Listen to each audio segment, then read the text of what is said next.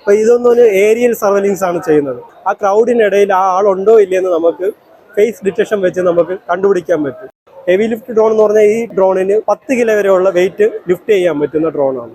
നമ്മൾ നിൽക്കുന്നിടത്ത് നിന്നും 200 മീറ്റർ വരെ ചെന്ന് അണ്ടർ വാട്ടർ സർവൈലൻസ് നടത്താൻ സാധിക്കുന്ന ഒരു ഡ്രോണാണ്.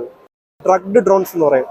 മീൻസ് ഇപ്പം പെട്ടെന്ന് തറയെ വീണാലൊന്നും ഇതിൻ്റെ ലീവ്സിനെ ഒന്നും ഡാമേജ് സംഭവിക്കാത്ത രീതിയിൽ നമ്മൾ ഡിസൈൻ ചെയ്തിട്ടുള്ളതാണ്. Hello guys, welcome back to tech bro reviews. ഇന്നത്തെ ചെറിയൊരു വീഡിയോയിൽ കേരള പോലീസ് ഉപയോഗിക്കുന്ന ഡ്രോണുകളും അവരുപയോഗിക്കുന്ന സർവൈലൻസ് സിസ്റ്റങ്ങളും എന്തൊക്കെയാണെന്നാണ് നമ്മൾ നോക്കുന്നത്. വീഡിയോ എല്ലാവരും കാണുക, ലൈക്ക് ചെയ്യുക, ഷെയർ ചെയ്യുക, സബ്സ്ക്രൈബ് ചെയ്യുക. നേരെ വീഡിയോയിലേക്ക് പോകാം.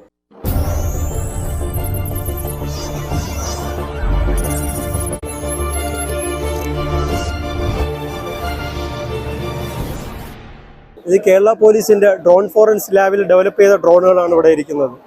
എന്ന് പറഞ്ഞ ഒരു സർവൈലൻസ് ഡ്രോണാണ്. അതായത് നമുക്കൊരു ക്രൗഡുണ്ട്, ഒരു സമരം നടക്കുകയാണ്. നോർമലി നമ്മൾ പോലീസിങ് ചെയ്യുന്നതെന്ന് പറഞ്ഞാൽ ആ ക്രൗഡിന് മുന്നിൽ നിന്നുള്ള നിർദ്ദേശം കൊടുക്കുക, ആ ക്രൗഡിന് മുന്നിൽ എന്ത് നടക്കുന്നതെന്ന് മാത്രമേ നമുക്ക് അറിയത്തുള്ളൂ. അപ്പോൾ ഇതൊന്നും ഒരു ഏരിയൽ സർവൈലൻസ് ആണ് ചെയ്യുന്നത്. അപ്പോൾ ആ ക്രൗഡിൻ്റെ മുകളിലേക്ക് പറന്നുയർന്നതിന് ശേഷം നമുക്ക് ഇതിലേക്ക് 3 കിലോ വരെയുള്ള വെയിറ്റ് ആഡ് ചെയ്യാൻ പറ്റും. അതായത് ഇതിലേക്ക് ക്യാമറ, പിന്നെ ഈ അനൗൺസ്മെൻറ്റ് സിസ്റ്റം, ഇതെല്ലാം ആഡ് ചെയ്ത് കഴിഞ്ഞാൽ നമുക്ക് ആ ക്രൗഡിന് എന്തെങ്കിലും അനൗൺസ്മെൻറ്റ് കൊടുക്കണമെങ്കിൽ പോലീസിൻ്റെ നിർദ്ദേശങ്ങൾ കൊടുക്കാൻ സാധിക്കും. കൂടാതെ ഇതൊരു AI ബേസ്ഡ് ഡ്രോണാണ്, ആർട്ടിഫിഷ്യൽ ഇൻ്റലിജൻസ് ബേസ്ഡ് ഡ്രോണാണ്.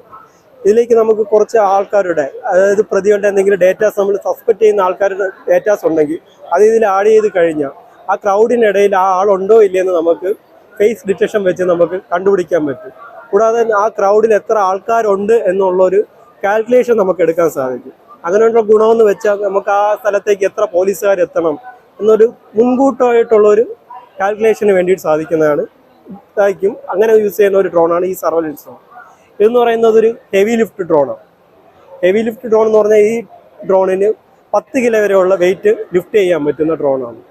അപ്പോൾ നമുക്ക് ലാസ്റ്റ് ഉണ്ടായ ഒരു വെള്ളപ്പൊക്കം ആകട്ടെ, ഒരു കൊറോണ എന്തെങ്കിലും സംഭവിച്ച ഒരു ഏരിയ നമ്മൾ കണ്ടെയ്ൻമെൻറ്റ് സോണാ, റെഡ് സോണായിട്ടൊക്കെ നമ്മൾ തരംതിരിച്ചിരുന്നു. അതുപോലെ ഇപ്പോൾ എന്തെങ്കിലും ഒരു ഏരിയ നമ്മൾ ഐസൊലേറ്റ് ആയി പോയി അവിടെ പെട്ടെന്ന് പോലീസിനോ ജനങ്ങൾക്ക് എത്തിപ്പെടാൻ പറ്റാത്ത സ്ഥലമാണെങ്കിൽ അവിടെ എമർജൻസി ആയിട്ട് നമുക്ക് മെഡിസിൻസ്, ഫുഡ്, അങ്ങനെയുള്ള സാധനങ്ങൾ എത്തിക്കാൻ വേണ്ടിയിട്ട് യൂസ് ചെയ്യുന്ന ഒരു ഡ്രോണാണ് ഈ ഹെവി ലിഫ്റ്റ് ഡ്രോൺ. ഇതിൻ്റെ ദൂരപരിധി എന്ന് പറഞ്ഞാൽ നമ്മൾ നിൽക്കുന്നിടത്ത് നിന്ന് 5 കിലോമീറ്റർ വരെ പറന്നു പോകാനും 120 ഫീറ്റ് മുകളിലേക്ക് പറക്കാനുമുള്ള കഴിവുള്ള ഡ്രോണാണിത്. ഇതെന്ന് പറഞ്ഞാൽ ഒരു അണ്ടർ വാട്ടർ ഡ്രോണാണ്. ഇതിൻ്റെ ടെതർ ലെന്ത് എന്ന് പറഞ്ഞാൽ 200 മീറ്റർ ആണ്. നമ്മൾ നിൽക്കുന്നിടത്ത് നിന്നും 200 മീറ്റർ വരെ ചെന്ന് അണ്ടർ വാട്ടർ സർവൈലൻസ് നടത്താൻ സാധിക്കുന്ന ഒരു ഡ്രോണാണിത്.